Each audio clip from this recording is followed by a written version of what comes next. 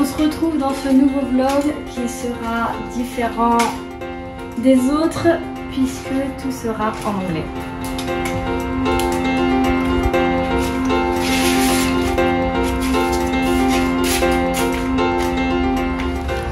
On est en Malaisie, on est sur la côte est dans un camping en bord de mer.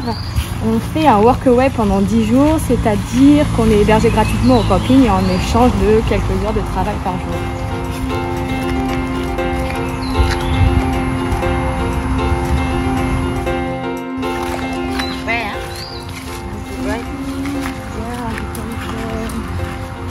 On comptait faire un vlog sur nos journées de travail jusqu'à ce qu'on rencontre la personne qui nous accueille.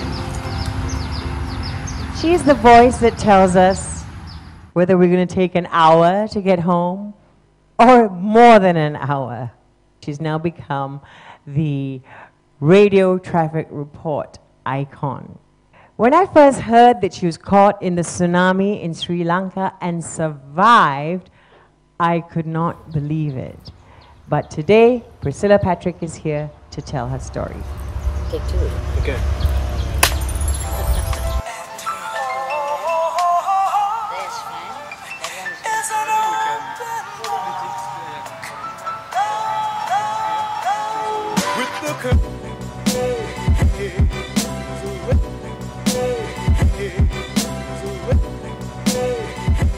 This campsite, I found it by chance after the 2004 tsunami.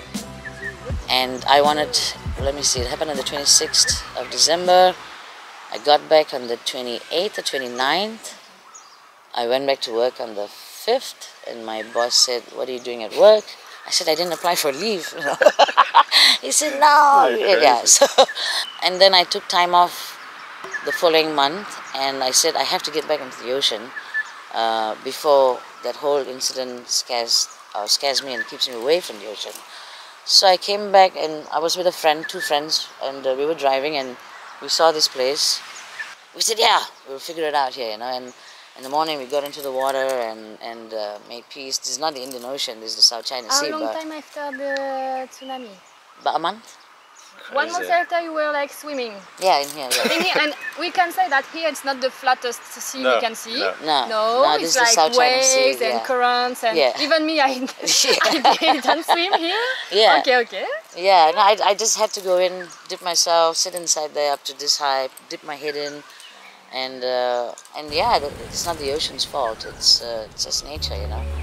And it's crazy how you can deal with that.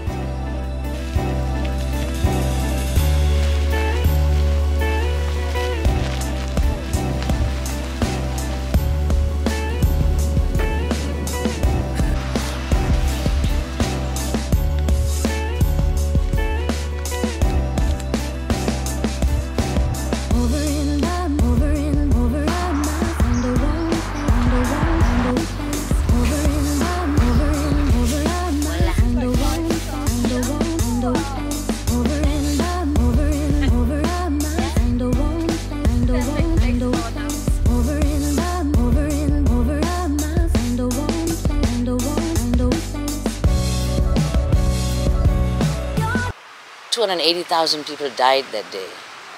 I didn't. I could spend the rest of my life wondering why I lived, or being not myself, being depressed, being fearful, being... I understand a lot of people that survived it in Thailand. Some can't even see the ocean, some can't go back. But if I did that, then I'm not living my life. And if you don't overcome these obstacles, you're always going to be stuck at that crossroad. And you can't go to, it's like a game, you can't go to the next level. Until, like I said, someone says no. Just keep going.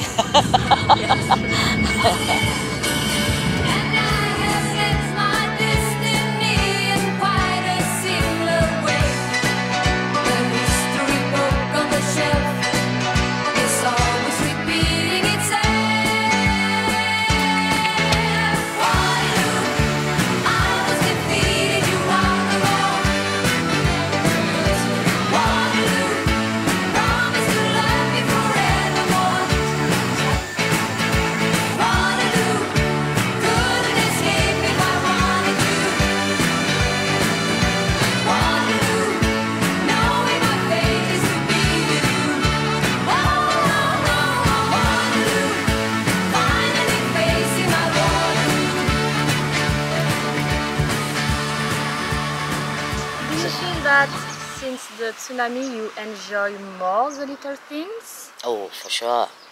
For sure. Every sunrise, every moonrise, every shooting star.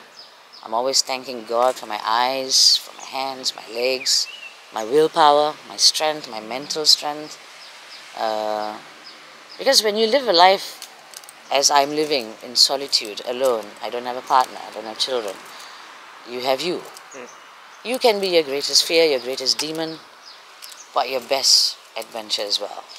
So if you want to spend it worrying and being scared, then live that life. But if you want to adventure, you got to go out into the unknown. So I crave for the unknown.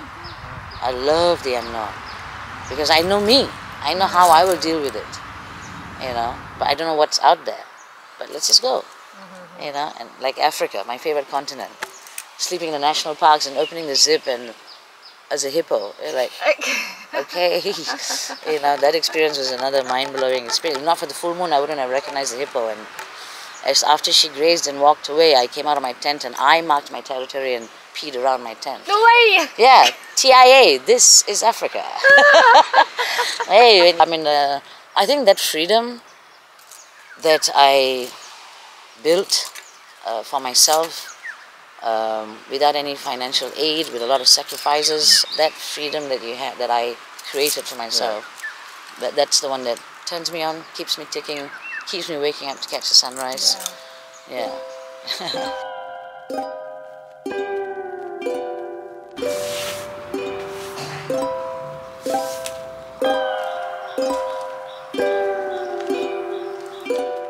I don't feel the same.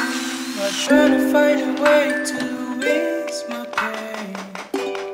I don't feel okay, 'cause I've been thinking about you every day. The way you hurt me, the way you broke my heart, the way you see my eye, the way you blinded. What was I thinking? I don't know why I'm shaking. This is actually the last day we spent together. Yeah. We've been together since 10 days. Yeah. And I feel like every day when we were talking with you, it was like a lesson. Like We learned really. something And what new. is completely crazy is that before traveling, I was telling Etienne my biggest fear is tsunami. like really, I was what? How old was I? I was 10 years old. 10 years old when this happened, and I don't know why. This is like what I saw on TV. Yeah. Like it traumatized me a Yeah. lot. Au Sri Lanka, ce sont des villages entiers de pêcheurs qui ont été emportés au sud du pays, le pays qui enterre ses morts à la hâte. On Boxing Day, 10 years ago, a massive earthquake struck in the Indian Ocean and triggered a series of giant waves that tore through 14 countries across Southeast Asia. 2014 Indian Ocean tsunami is considered to be one of the deadliest natural disasters in the world. So the wave was about, you know, way higher than one of those trees. And there were like at least about 7 of them. I don't know in that 1 minute or how many minutes what happened in the water. But yeah, I know I breathed in that last 10 seconds when I was aware that, shit, I'm going to breathe. And the body takes control and you're not in control. Yeah. And you breathe.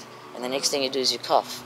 And you breathe again. And so that's when I understood how drowning victims end up and how they drown, because all my joints just curled in. I saw my hands going in, and that's it, finish. And I don't know what happened in between. And then 2 taps, I see a coconut tree, and I hugged it, and it was.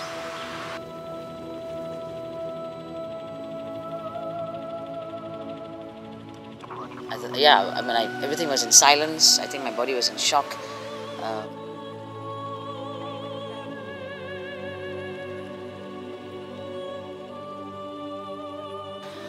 And that day, one miracle took place. The second miracle was about 2 hours later. This man comes up to me and he says, "Is this your backpack?" And in it was my plane ticket, my wallet, and my passport. Everything I needed to get back home. I wondered for few years, like, you know, where was this guy from? And my mom eventually said he was an angel. And so when I came back, I told my friend I'm going to start a fund, and I emailed all my friends. I said I'm going to go back to Sri Lanka and give back to the island because the island gave me my life.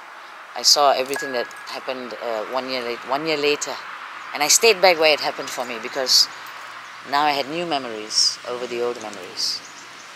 That's also another way of me dealing with things. And we stopped randomly at this random restaurant, beachfront, and I walked in to go to the back to wash my hands, and the chef comes out, and we cross paths, and he stops, he turns around, he goes, "Ma'am." I said, "Yes." He said, "Are you from Malaysia?" I said, "Yeah." "I found your bag last year." Yeah, I burst out crying.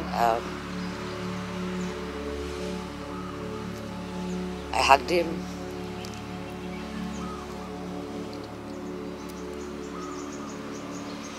Wow, it's still impactful.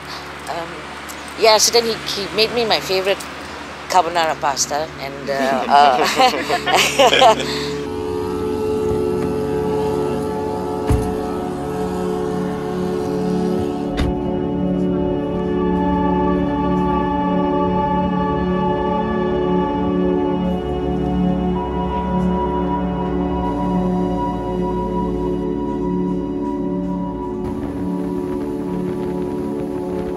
I think I told you in one of our conversations, sometimes when you experience things in life and you try and wonder why it's happening to you, it's not about you.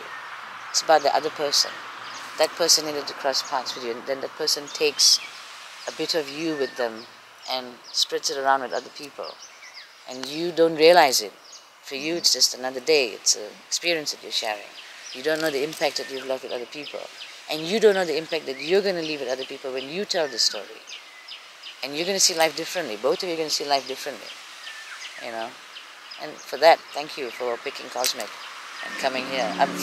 It's a simple place. Thank you for this opportunity. So good to see you. Thank you for sending that email, my dear.